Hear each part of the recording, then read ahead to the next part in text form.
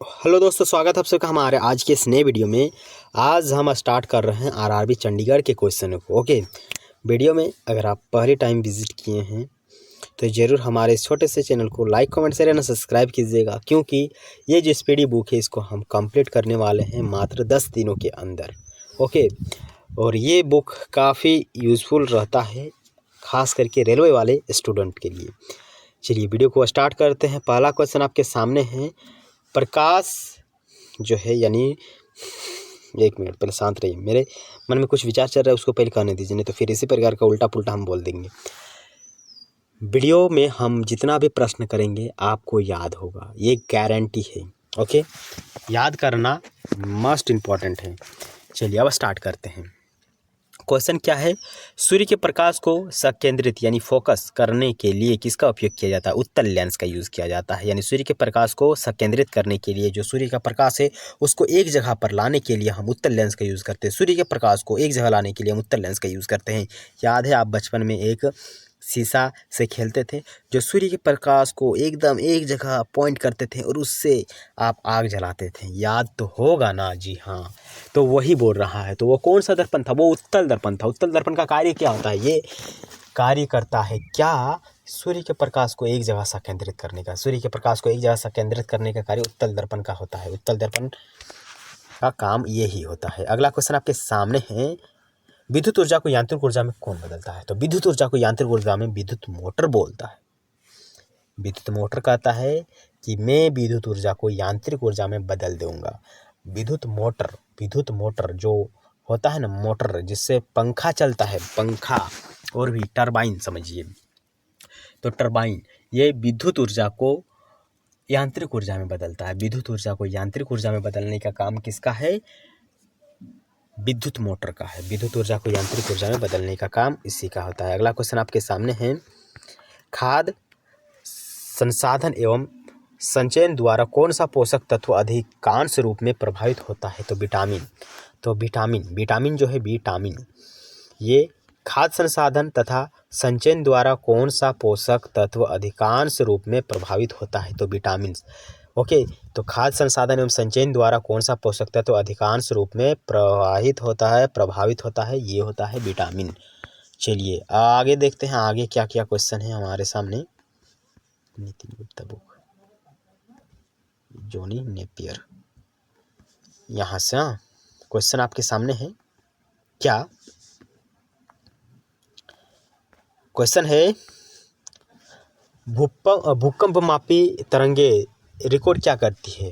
तो जो भूकंप की तरंग होती है, इसको रिकॉर्ड करने का काम सिस्मोग्राफ करता है। कौन करता है? सिस्मोग्राफ करता है। सिस्मोग्राफ जो है ये एक प्रकार का यंत्र है जो कि भूकंप के तरंगों का या फिर भूकंप को मेज़र करता है कि कितना तीव्र भूकंप आया, ये इसका स्पीड कितना था, ये कितना हानिकारक था। हानिकारक का मतलब कितना डेंजरस था। इन सब को रिकॉर्ड करने का काम करता है सिस्मोग्राफ। सिस्मोग्राफ जो है ये भूकंप तरंगों को रिकॉर्ड करता है। अगला क्वेश्चन आपके सामने है,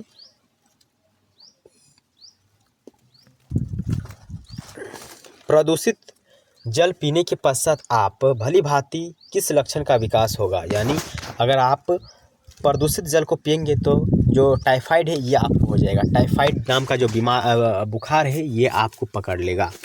तो इसीलिए कहता हूँ कि गंदा जल आप ना पिए। गंदा जल पीने से क्या होगा? टाइफाइड होगा। गंदा जल पीने से क्या होता है? टाइफाइड होता है। गंदा जल पीने से टाइफाइड होता है। गंदा जल पीने से क्या होता है? टाइफाइड होता है। गंदा जल पीने से क्या होता है? टाइफाइड होता है। गंदा जल पीने से टाइफाइड होता है।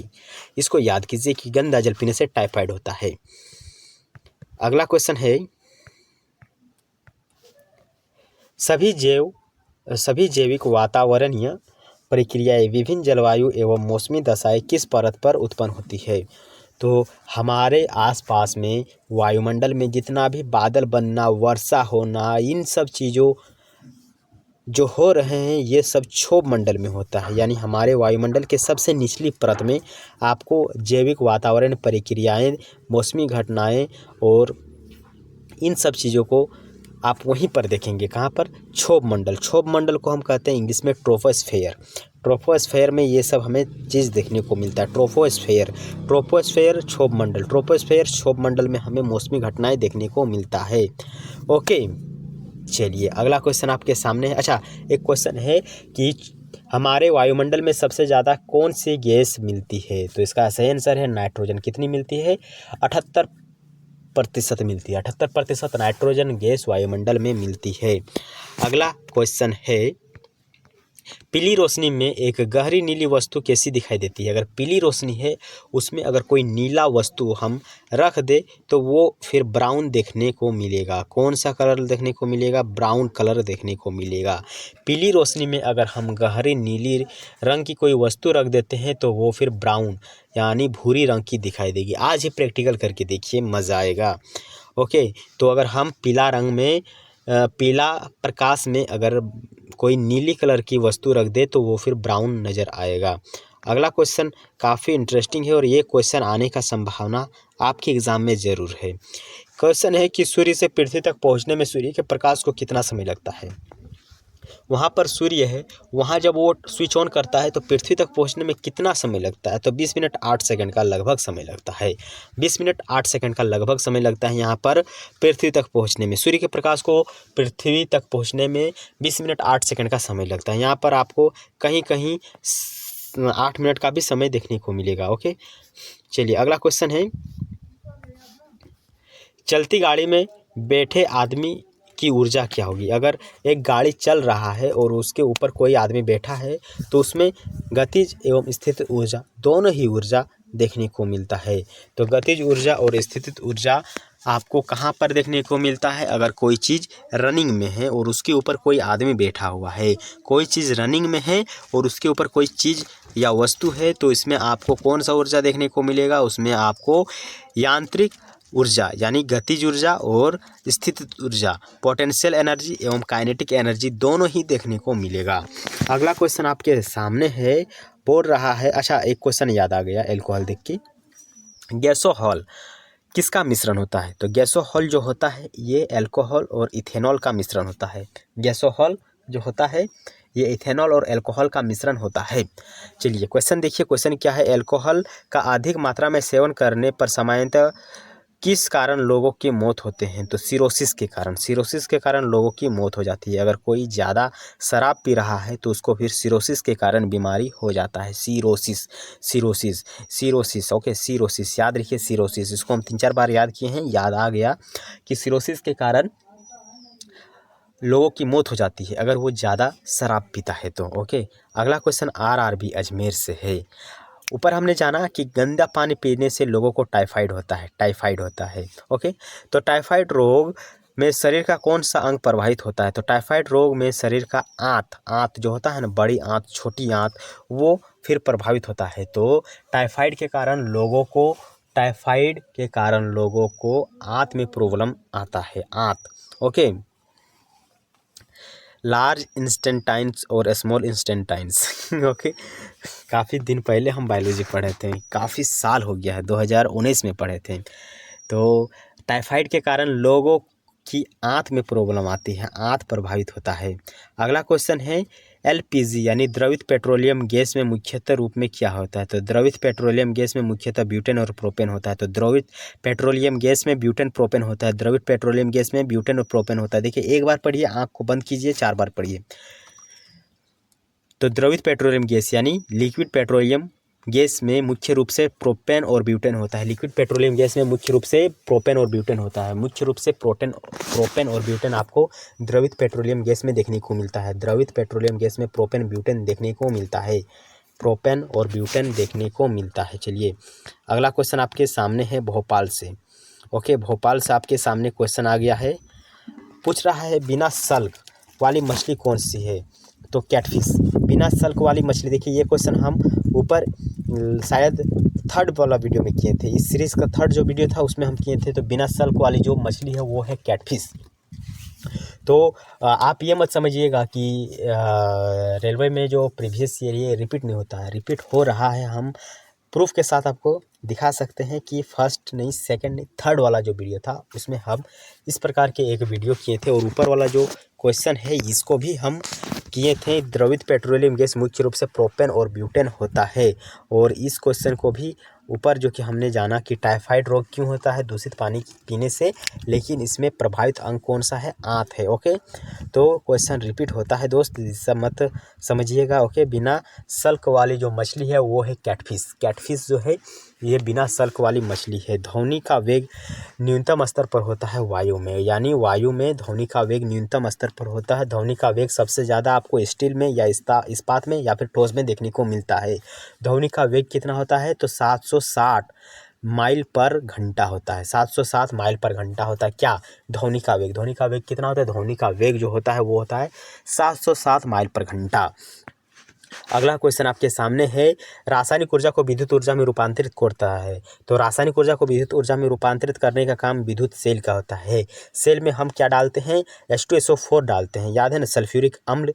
और हमने परसों वाला वीडियो में किया था कि कार की बैटरी में क्या यूज़ किया जाता है, सल्फ्यूरिक अम्ल यूज़ किया जाता है, H2SO4, जो कि एक रासायनिक केमिकल है। और उसी केमिकल के माध्यम से फिर हम बैटरी बनाते हैं और बैटरी जो हमें विद्युत ऊर्जा देता है।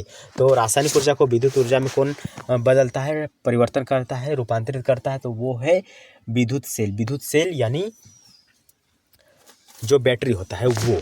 ओके, चलिए अगला है, कॉफ़ी में यानी जो कॉफ़ी होता है जो हम पीते हैं, कॉफ़ी में सबसे महत्वपूर्ण उत्तेजक कैफीन होता है। सबसे जो महत्वपूर्ण उत्तेजक होता है वो होता है कैफीन।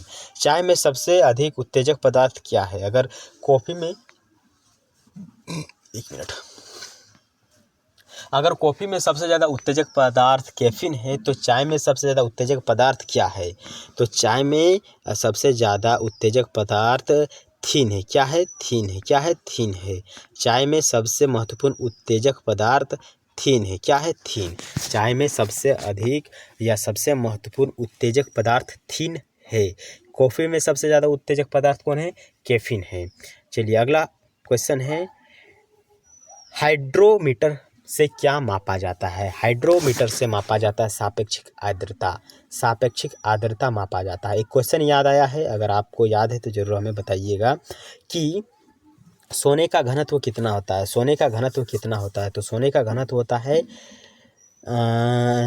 9.3 इंटू 9.23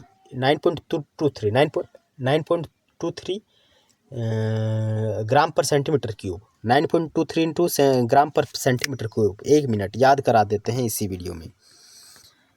क्वेश्चन को पहले हम छोटा कर दिए, फिर इसको हम थोड़ा सा ऊपर चलते हैं। हाँ, 19.03 यहाँ पर देखिए, यहाँ पर सोने का घनत्व कितना होता है।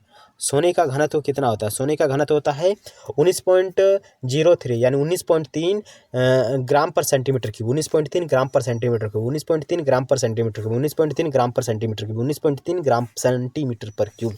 ग्राम पर सेंटीमीटर पर क्यूब। ओके, 19.3 ग्राम पर सेंटीमीटर क्यूब क्या है, सोने का घनत्व। इसको मैं छोटा कर देता हूँ ताकि हम आसानी से अपने क्वेश्चन में पहुँच जाए। कैफीन हो गया, चाय हो गया। हाइड्रोमीटर से क्या मापा जाता है, तो हाइड्रोमीटर से हम क्या मापते हैं, देखिए हम कनेक्ट करके आपको पढ़ा रहे हैं ताकि आपको याद हो जाए, साथ में मुझे भी याद हो जाए, आपके साथ मुझे भी सिलेक्शन लेना है, मतलब लेना है। हाइड्रोमीटर से क्या मापते हैं, हाइड्रोमीटर से हम मापते हैं क्या, आर्द्रता। क्या मापते हैं, आर्द्रता। हाइड्रोमीटर से आर्द्रता मापते हैं। हाइड्रोमीटर से क्या मापते हैं, हाइड्रोमीटर से हम आर्द्रता मापते हैं। अगला क्वेश्चन है, एक सोर्स प्रोग्राम है। एक सोर्स प्रोग्राम क्या है, देखिए ये कंप्यूटर से संबंधित है। एक उच्च स्तरीय भाषा में लिखे हुए प्रोग्राम या मशीनी भाषा में रूपांतरण। एक उच्च स्तरीय भाषा में लिखे हुए प्रोग्राम का मशीनी भाषा में रूपांतरण। एक उच्च स्तरीय भाषा में लिखे हुए प्रोग्राम का मशीनी भाषा में रूपांतरण को हम सोर्स प्रोग्राम कहते हैं। सोर्स प्रोग्राम क्या है, एक उच्च स्तरीय यानी हाई लेवल जो लैंग्वेज है उसको हम मशीनी भाषा में रूपांतरण करेंगे तो इसको सोर्स प्रोग्राम कहते हैं। इसको क्या कहते हैं, सोर्स प्रोग्राम कहते हैं। चलिए अगला क्वेश्चन है कि शून्य से स्वतंत्र रूप से गिरने वाली वस्तु का त्वरण क्या होगा? अगर शून्य से स्वतंत्र रूप से गिर रहा है तो उसका त्वरण यानी एक्सेलरेशन क्या होगा? समान होगा। शून्य से समान रूप से गिरने वाली वस्तु का त्वरण समान होता है। शून्य से स्वतंत्र रूप से गिरने वाली वस्तुओं का त्वरण क्या होता है? समान होता है। शून्य से स्वतंत्र रूप से गिरने वाली वस्तुओं का जो त्वरण है वो समान होता है। शून्य से स्वतंत्र रूप से गिरने वाली वस्तुओं का त्वरण समान होता है। शून्य से स्वतंत्र रूप से गिरने वाली वस्तुओं का त्वरण क्या होता है? समान होता है। प्रकाश संश्लेषण में पौधा कौन से गैस का अवशोषण करता है? यानी बोल रहा है जब प्रकाश संश्लेषण पौधे करते हैं तो कौन से गैस का वो यूज़ करते हैं, कौन से गैस को वो ग्रहण करते हैं? तो कार्बन डाइऑक्साइड का वो क्या करते हैं? यूज़ करते हैं। कार्बन डाइऑक्साइड को वह ग्रहण करते हैं, बदले में वो हमारे लिए ऑक्सीजन को रिलीज़ करते हैं। चलिए अगला क्वेश्चन क्या है समझते हैं। खींची हुई धनुष में आपको संचित ऊर्जा होती है। तो अगर खींची हुई धनुष को अगर हम खींच के रखेंगे तो उसमें स्थितिज ऊर्जा यानी पोटेंशियल एनर्जी होती है। जैसे उसको हम छोड़ेंगे तो वो गतिज ऊर्जा पकड़ लेगा। ओके, तो खींची हुई धनुष में आपको स्थितिज ऊर्जा देखने को मिलता है। खींची हुई धनुष में स्थितिज ऊर्जा होती है। अगला क्वेश्चन है, किसी भी स्थिर या गतिशील वस्तु की स्थिति और दिशा में तब तक कोई परिवर्तन नहीं होता है जब तक उस पर कोई बाह्य बल सक्रिय ना हो। यह न्यूटन के गति का प्रथम नियम है। न्यूटन के गति का प्रथम नियम क्या कहता है? एक वस्तु तब तक उसी अवस्था में बना रहेगा जब तक उसमें कोई बाह्य बल कार्य ना करेगा। उदाहरण देकर अगर हम आपको समझाएंगे तो ये वीडियो तब तक यूट्यूब में ऐसा ही पड़ा रहेगा जब तक आप इसमें like comment share and subscribe नहीं कीजिएगा। अगर आप इसको like comment share and subscribe करेंगे, वीडियो को कंप्लीट देखेंगे, तो यूट्यूब इस वीडियो को अन्य व्यूअर तक फिर रिकमेंड करेगा। समझ रहे हैं ना? तो न्यूटन के गति का प्रथम नियम का जरूर पालन करें। मैं आपके लिए कष्ट कर रहा हूँ तो आप भी हमारे लिए कष्ट करिए। ये न्यूटन का थर्ड लॉ है।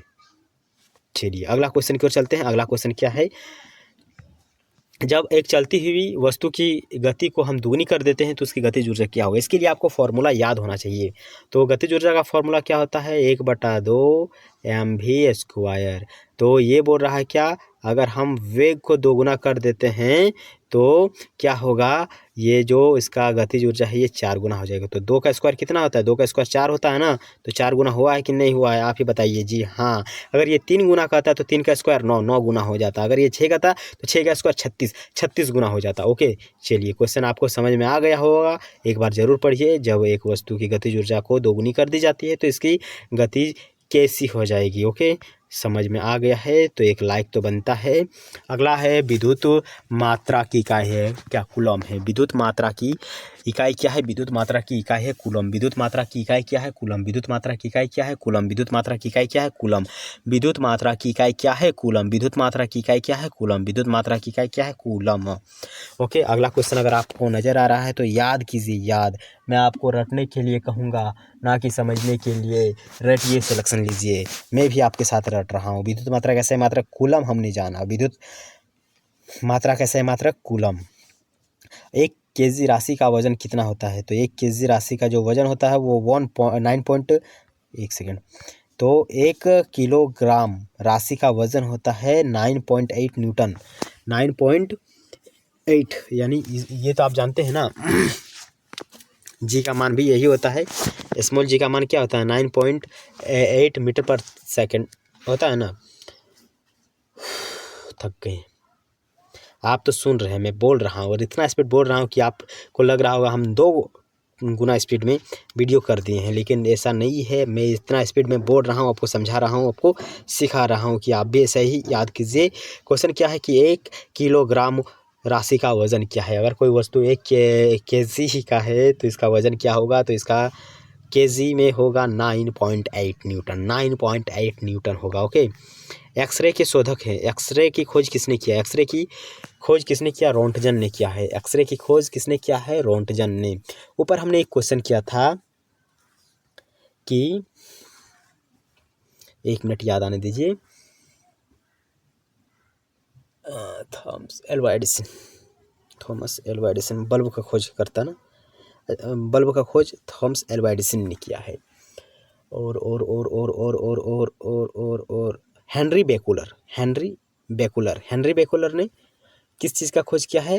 हेनरी बेकुलर ने ये कमेंट में आना चाहिए, या फिर याद करना है तो एक बार पीछे माइंड को अगर हम अभी थोड़ा सा डिस्टर्ब करेंगे ना तो याद है। Henry Becquerel, Henry Becquerel, Henry Becquerel, Henry Becquerel, Henry Becquerel, याद याद याद याद हो जाएगा, लेकिन समय जा रहा है, थोड़ा समय लगेगा। हेनरी बेकुलर ने किस चीज़ को खोजा है? हेनरी बेकुलर, हेनरी बेकुलर,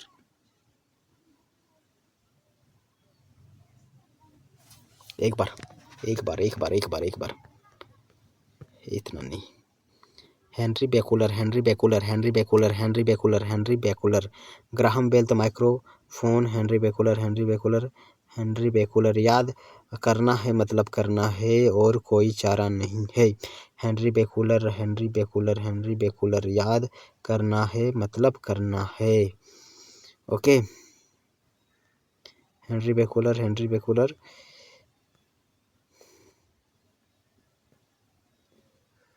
ओके, रेडियोधर्मिता की खोज किया है। हेनरी बेकुलर ने किसकी खोज किया है? रेडियोधर्मिता। रेडियोधर्मिता की खोज किसने किया है? हेनरी बेकुलर ने। ये क्वेश्चन है।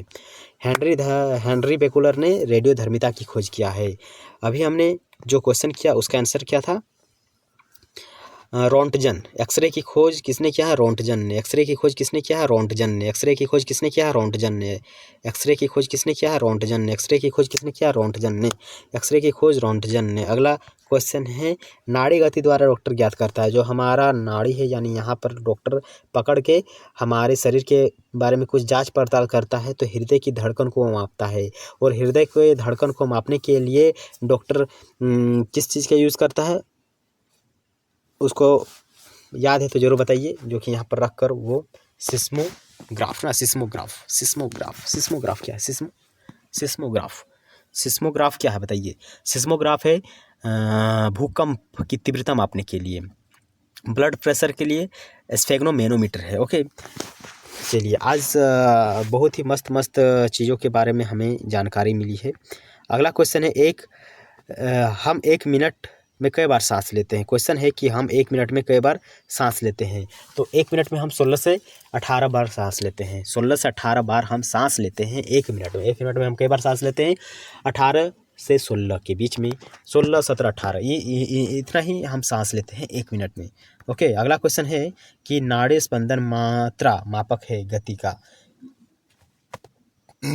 तो हृदय के धड़कन को मापता है। यहाँ पर थोड़ा सा डॉक्टर पकड़ के गति मापता है, हृदय की गति। हमने जाना कि एक्सरे की खोज किसने किया? एक सेकेंड। हृदय की गति को मापने के लिए हम नाड़ी को टच करते हैं और उसको मेजर करते हैं। एक्सरे की खोज रोंटजन ने किया और विद्युत धर्मिता की खोज हेनरी बेकुलर ने किया है। तो एक्सरे पार नहीं कर सकता अस्थियों को, अस्थियों मतलब हड्डियों को। एक्सरे एक हड्डी से दूसरे हड्डी में ये नहीं जाता है। ओके, तो एक्सरे पार नहीं कर सकता है अस्थियों को, अस्थियों को। अच्छा, अस्थियों के अध्ययन को हम अस्थियोलॉजी कहते हैं, अस्थियोलॉजी कहते हैं। ओके, और हमने एक क्वेश्चन किया था कि पेड़ और पौधे के स्थल के अध्ययन को हम कहते हैं बायोजियोग्राफी कहते हैं। अगला क्वेश्चन आपका है कि एसआई इकाई में लेंस की शक्ति की इकाई क्या है? तो लेंस की शक्ति की एसआई मात्रक डायोप्टर होता है। लेंस की शक्ति की एसआई मात्रक क्या होता है? डायोप्टर। और ध्वनि को हम मापते हैं डेसिबल में मापते हैं, डेसिबल में मापते हैं। ओके, और जो हमारा क्या है, चमगादड़ है, वो प्रासर्वीय तरंगों को अपने मुंह से रिलीज करता है और फिर उसी के हिसाब से वो चलता है। वो प्रकाश के परावर्तन के हिसाब से, ध्वनि के परावर्तन के हिसाब से अपना रास्ता तय करता है कि हमें किधर जाना है, किधर नहीं जाना है। DOS का क्या अर्थ है? तो DOS का क्या अर्थ है ये आपको बताना है। उसके बाद मैं आपको एक सवाल का जवाब पूछूंगा, आपको जवाब देना होगा। तो DOS का अर्थ होता है डिस्क संचालन प्रणाली। DOS का disk operating system, disk operating system. DOS का मतलब होता है डिस्क ऑपरेटिंग सिस्टम, यानी डिस्क संचालन प्रणाली, डिस्क संचालन प्रणाली DOS। DOS का मतलब क्या होता है? डिस्क संचालन प्रणाली। DOS का मतलब होता है क्या? डिस्क संचालन प्रणाली। DOS का मतलब डिस्क संचालन प्रणाली। DOS का मतलब डिस्क संचालन प्रणाली। ओके, BCG में हम टीबी को मापते हैं, ये हमने याद किया था। BCG। ओके, चलिए, अगला क्वेश्चन आपके सामने है, पौधा स्थित ऊर्जा को गतिज ऊर्जा में परिवर्तित करता है श्वसन क्रिया द्वारा। श्वसन क्रिया द्वारा पौधे में भी स्थित ऊर्जा को गतिज ऊर्जा में बदलता है। पौधा भी है ना, वो भी गतिज ऊर्जा को स्थितिज ऊर्जा को गतिज ऊर्जा में बदलता है। वो कैसे? वो श्वसन क्रिया के द्वारा। जब वो सांस लेता है तब वो ऐसा करता है। पौधा सांस लेते समय स्थितिज ऊर्जा को गतिज ऊर्जा में क्या करता है? बदलता है। चलिए अब हम आपसे पूछ रहे हैं कि अवगार्दो संख्या का मान क्या होता है। तो अवगार्दो संख्या का मान क्या होता है? 9.23 × 10⁻³ 23, 9.23 × 10⁻³ 23 ये अवगार्दो संख्या। और अवगार्दो संख्या अक्टूबर 23 को मनाया जाता है। ओके, एक प्रकाश वर्ष क्या मापता है? प्रकाश वर्ष किसका मात्रक है? प्रकाश वर्ष दूरी का मात्रक है। और प्रकाश वर्ष का जो बराबर होता है वो होता है 9.46 × 10⁻15 मीटर या 9.46 × 10⁻12 मीटर। 15 या 16 मीटर। ओके, 15 या 16 जो आपके ऑप्शन में रहे वो आप टिक कर दीजिएगा, क्योंकि ये रेलवे खुद बोल रहा है। 9.46 ×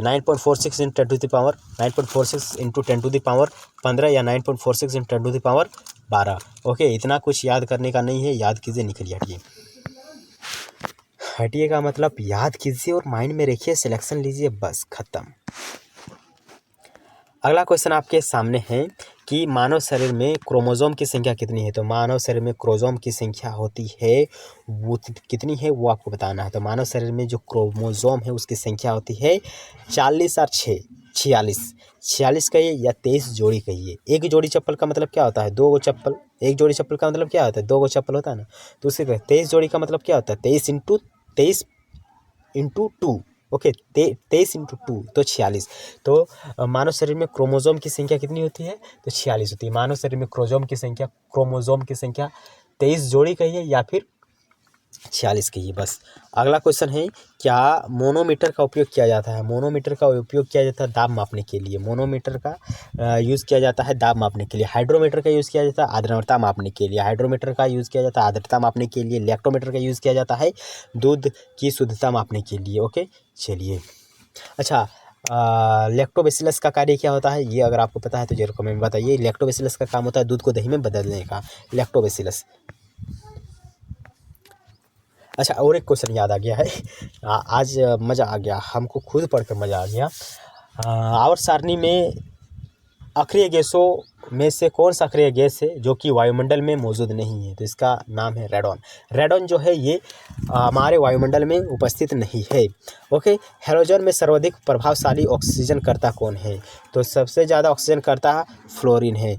ओके, फ्लोरीन जो कि हमारे हैलोजन समूह में सर्वाधिक प्रभावशाली ऑक्सीजन करता है। कौन है? फ्लोरीन है। ओके, चलिए नेक्स्ट क्वेश्चन की ओर चलते हैं। अगला क्वेश्चन क्या है? फ्लोरीन सर्वाधिक प्रभावशाली ऑक्सीजन करता है। ओके, अगला क्वेश्चन आपके सामने है और चलिए एक क्वेश्चन कर लेते हैं, फिर आज के इस सेशन को समाप्त करेंगे। ये रैली आ रहा है जो कि आपको समझ में थोड़ा सा आवाज़ अभी भी सुनाई पड़ रहा होगा।